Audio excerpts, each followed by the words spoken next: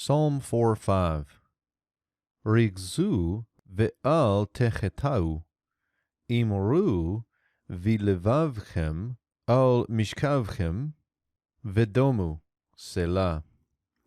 So here we begin with a section that I think starts exhortation. Now the question is David exhorting his enemies? Is David exhorting his fellow Israelites? Who is he exhorting? And what we get here at the beginning is the call imperative of the verbal root ragaz, which means to tremble more formally. Could this be trembling in anger? And we get the command, be angry. Is this trembling as in fear? And we get the command, fear. This is some interpretive cruxes here that we'll have to look at.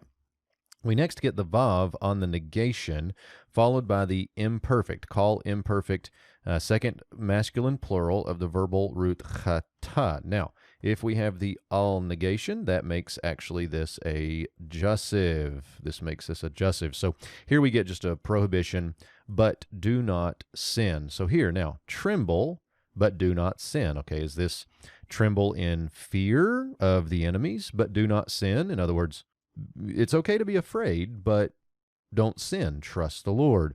Or is this tremble in anger and do not sin? In other words, be angry about something that's happened in your life, but don't sin. Don't blame the Lord for it. Again, some interpretive cruxes here that I think it's worth looking at. Next, we get the command, another call imperative here, the verbal root amar, to MP again. Notice the shuric sufformative.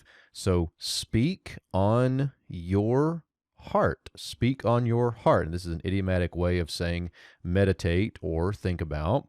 Upon your, there's that to MP suffix again, upon your bed, and be silent. Here the verbal root is damam, and this is a geminate root. You can see the dagesh there. We get an imperative to MP again with that shuric sufformative. So we get here, speak on your heart or meditate upon your beds and be silent.